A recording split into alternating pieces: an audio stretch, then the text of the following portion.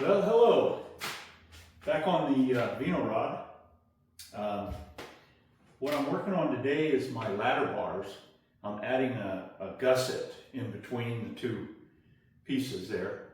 I've got one welded in, and it worked out pretty good. I like it. It was a little bit of a process, but I got it welded in. One thing I wanted to show you what I picked up recently. There's a set of these. They're probably made in 1987. They're made by B&M. These have no markings on them. You can, remove the lid there, two piece. I think they call them, I don't remember what they call them. Something Trek. But they're, cast aluminum. Never been used.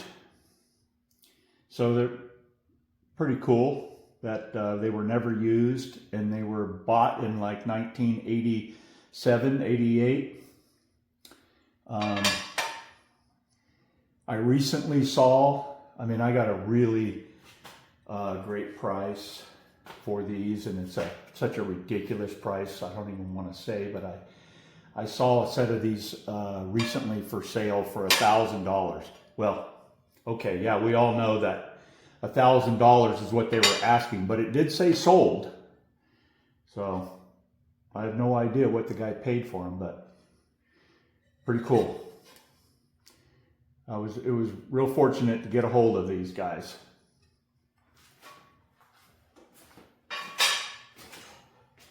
But what I'm doing is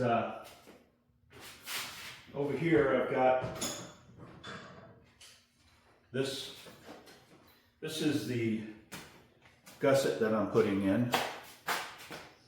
I've got it outlined there. I'll be cutting that apart. Before I cut it, I'm going to drill that hole in there.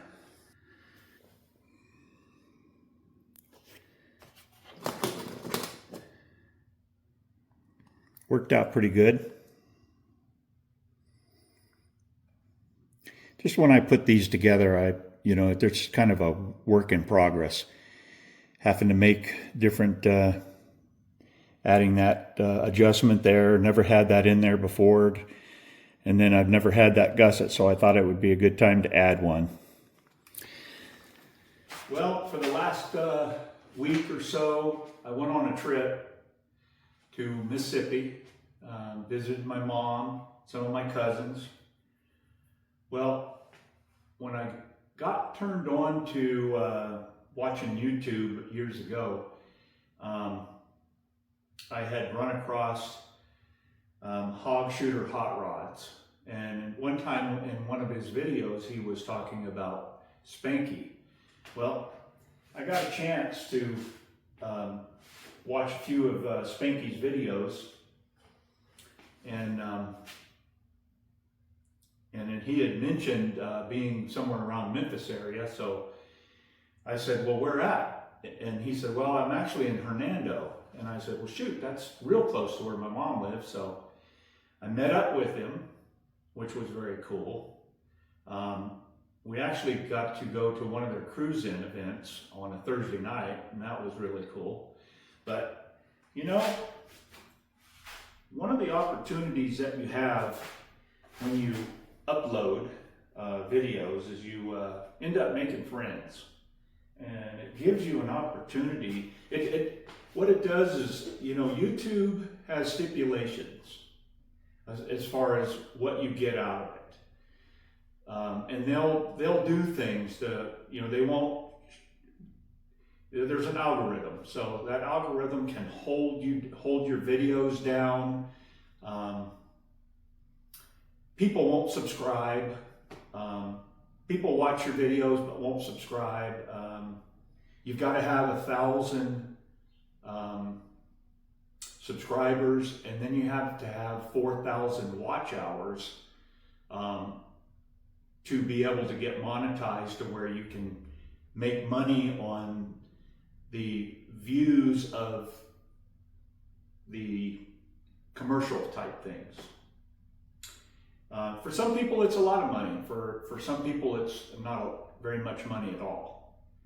But the one thing that YouTube can't hold you down for, or can't keep you from doing, is getting involved in a network.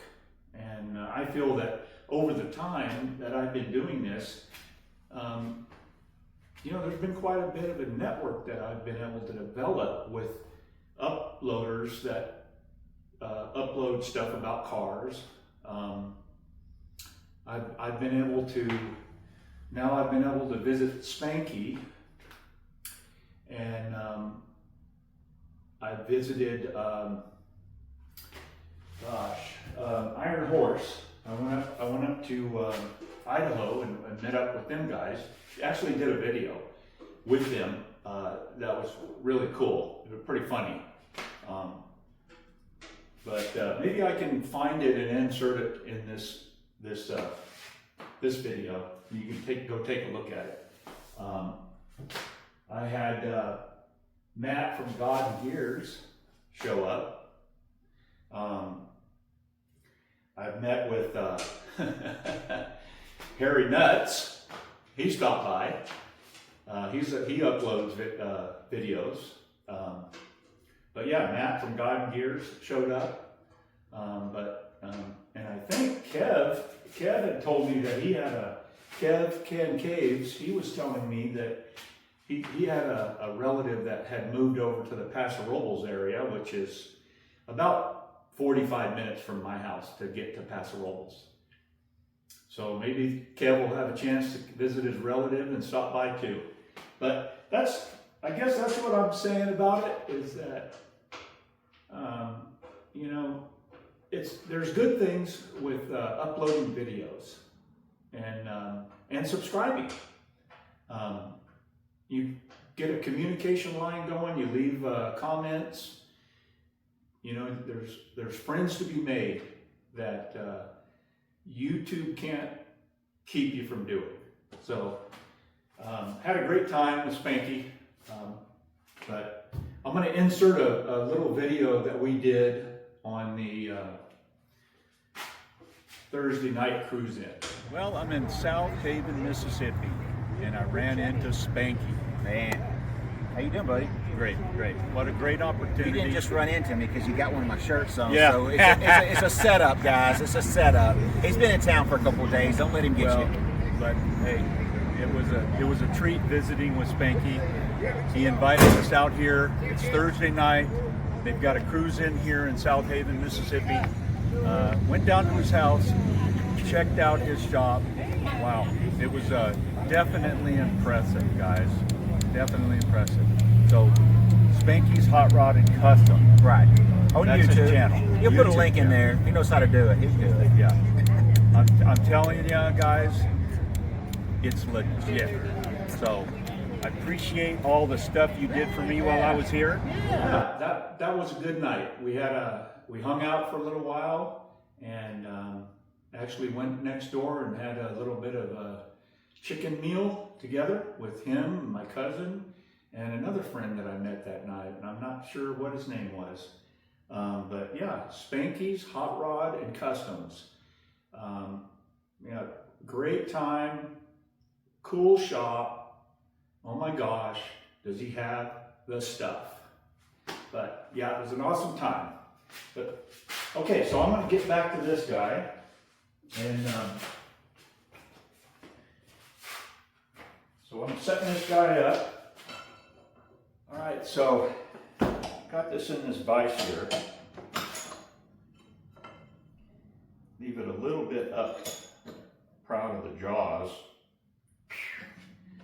And let's see, where do I have all my parts and pieces?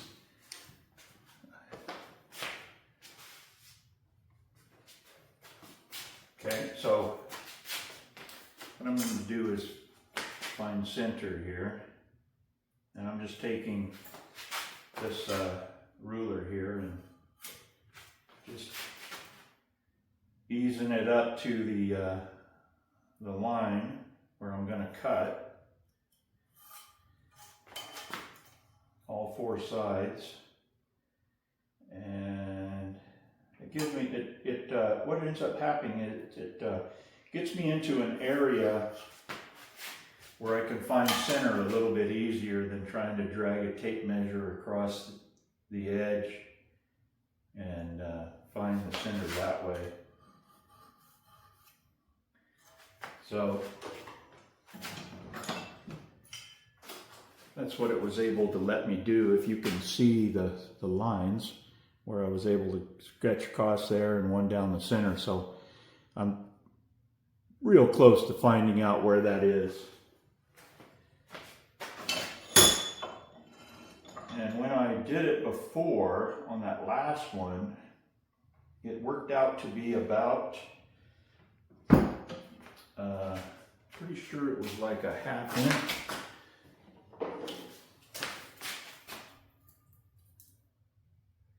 Yeah, it's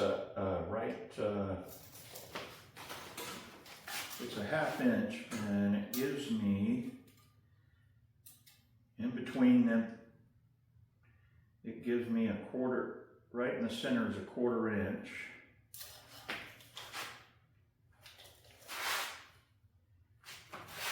Yep.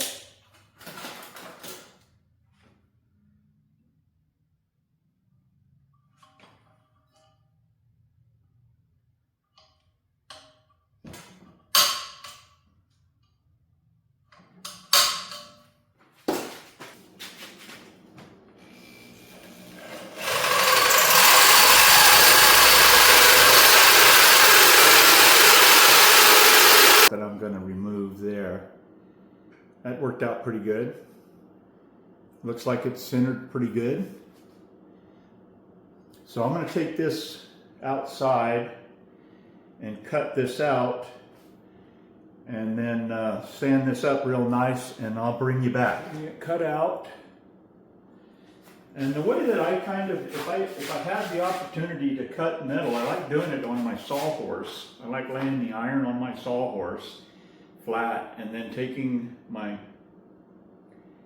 grinder and cutting through the metal into the wood.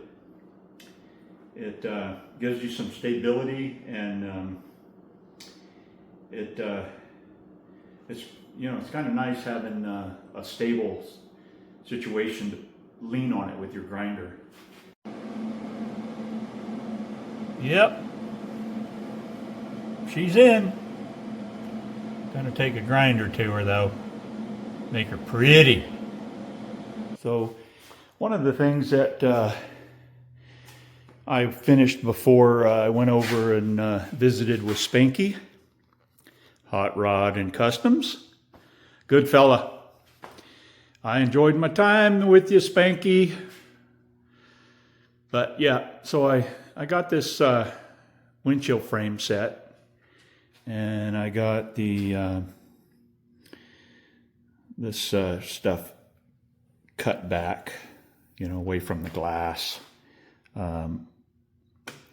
You can see that this part, fits in there real nicely.